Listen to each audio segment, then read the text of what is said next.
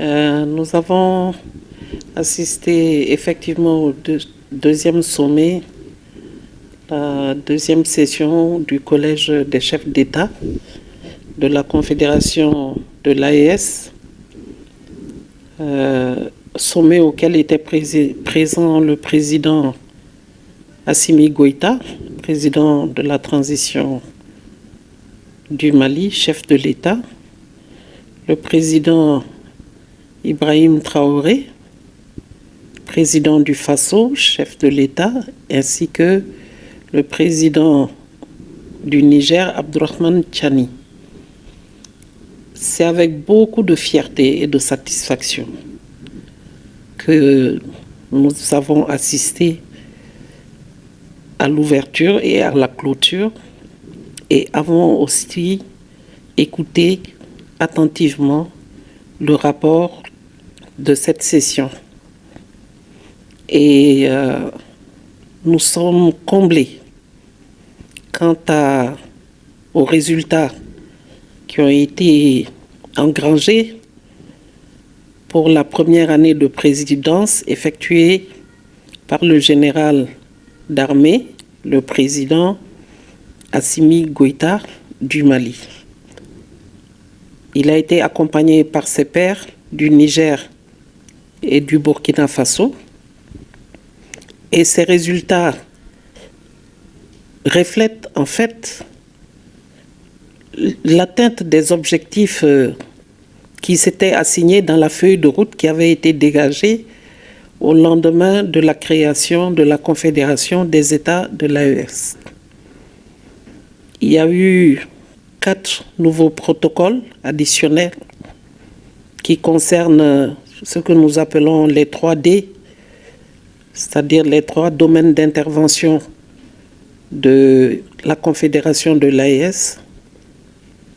Il s'agit du développement, il s'agit bien sûr des questions relatives à la défense et à la sécurité, et aussi des questions relatives à la diplomatie.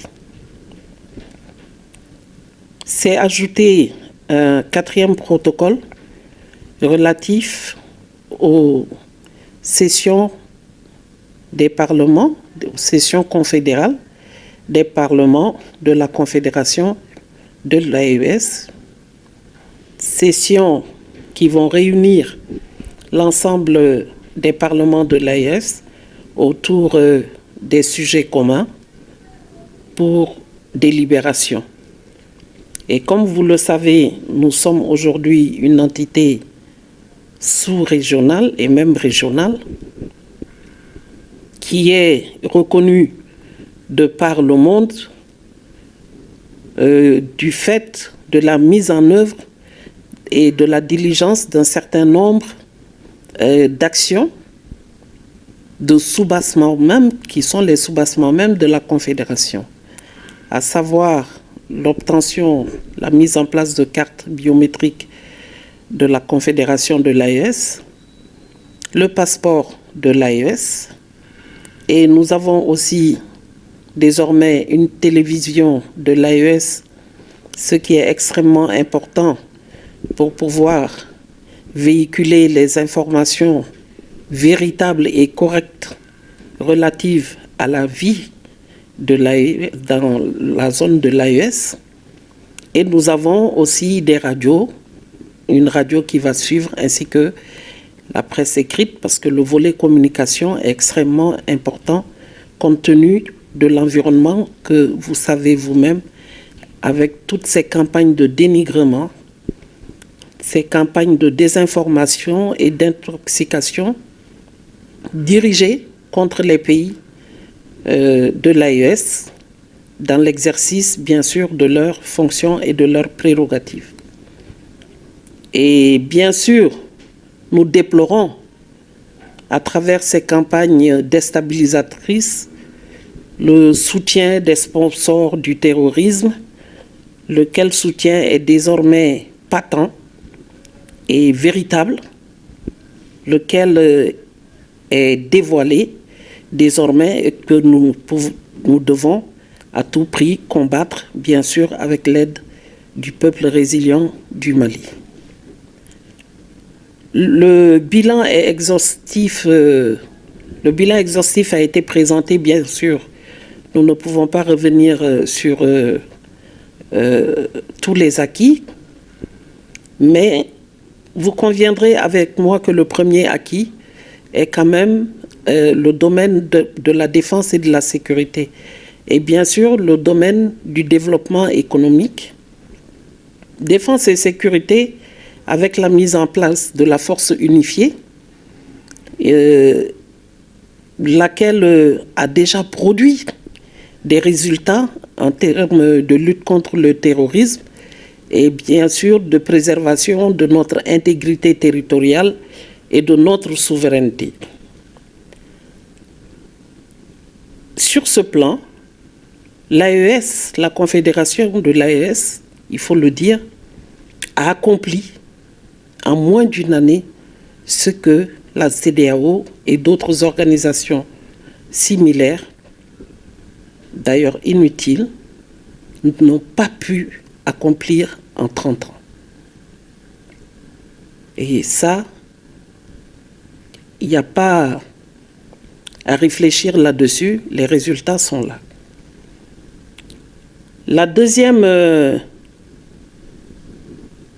grande réussite, c'est la création de la banque de la Confédération de l'AES.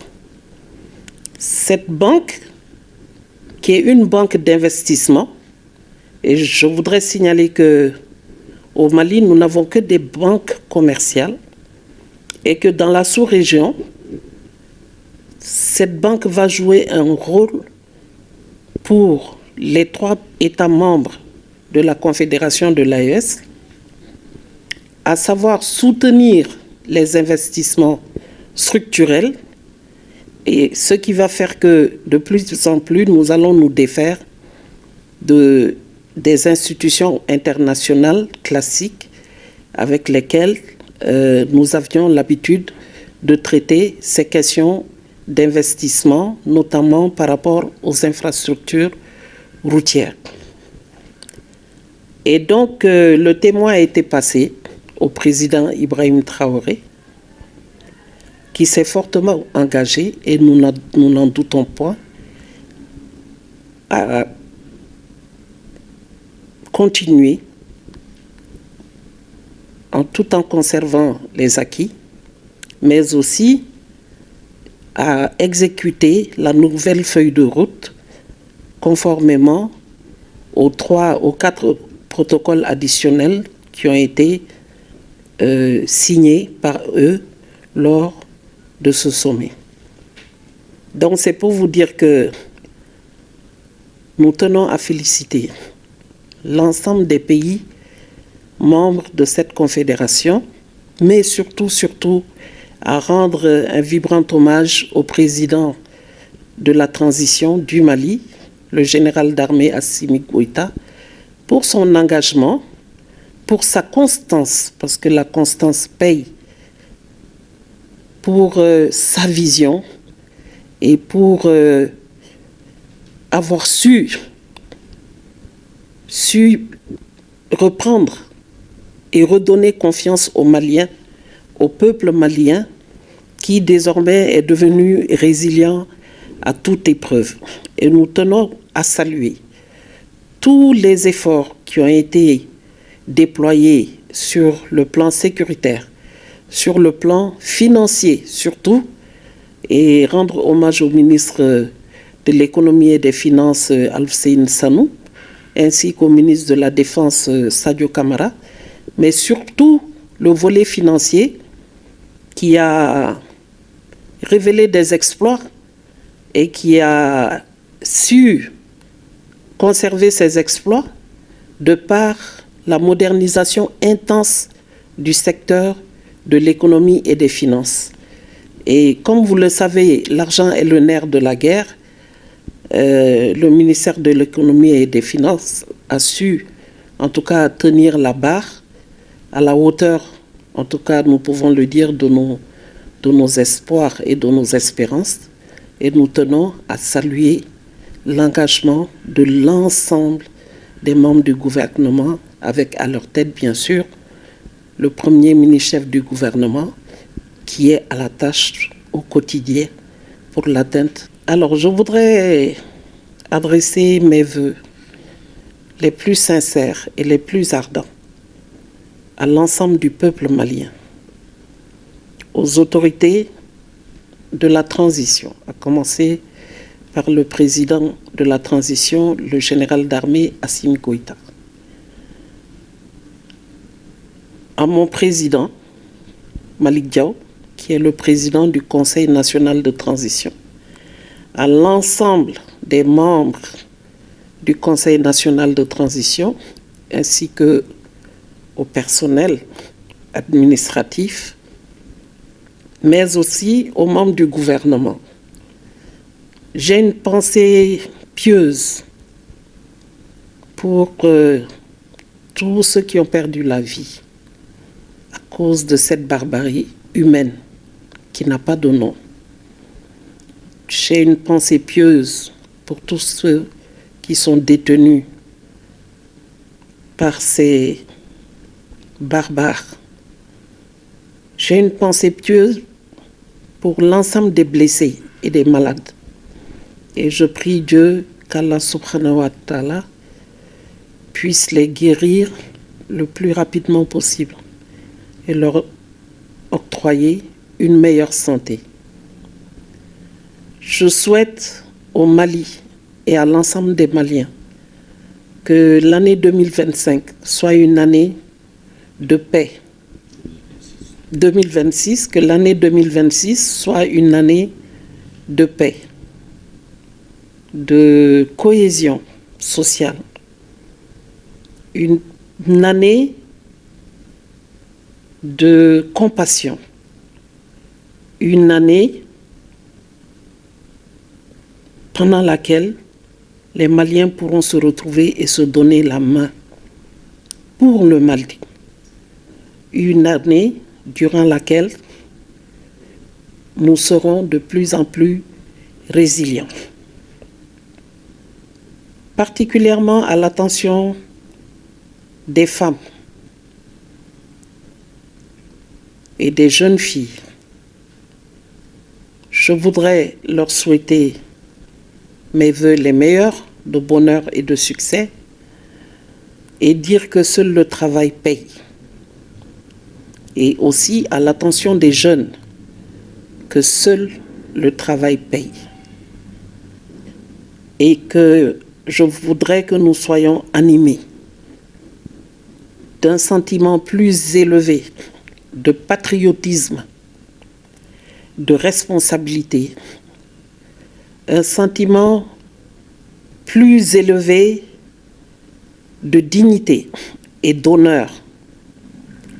Je voudrais que nous, les femmes, nous soyons un exemple de résilience, que nous soyons, comme nous l'avons été, un exemple de dignité, que nous soutenions notre pays par des actes beaucoup plus forts, beaucoup plus concrets, et que nous continuions à nous battre pour que nous puissions occuper la place qui nous est due au sein de la société et au sein de l'administration, au sein de toutes les instances publiques et sociales. Je voudrais aussi, à l'attention des jeunes, les féliciter pour toutes les actions menées et tout le soutien apporté aux actions du gouvernement. Mais je voudrais leur dire aussi qu'il faut continuer à être plus résilient. Il faut continuer à se battre et continuer à croire en soi, surtout. D'où la résilience. Je voudrais enfin dire à nos femmes, ceux-là qui font que nous, population du Mali, nous puissions dormir tranquillement, avoir notre liberté de mouvement, faire ce que nous voulons. Ceux-là qui ne dorment pas, qui souffrent nuit et jour pour nous, que nous pensons nous aussi nuit et jour à eux, et que de loin ou de près, nous les soutenons fortement, moralement et psychologiquement, et que nous serons de tout le temps avec eux. Nous prions que Allah subhanahu wa ta'ala puisse préserver le Mali, la dignité des Maliens, et que Allah subhanahu wa ta'ala, qui lui seul détient la vérité, puisse faire éclater la vérité en ce qui concerne les complots qui minent aujourd'hui le Mali, les peuples du Sahel, ainsi que le Burkina Faso et le Niger. Donc, merci beaucoup et très bonne année.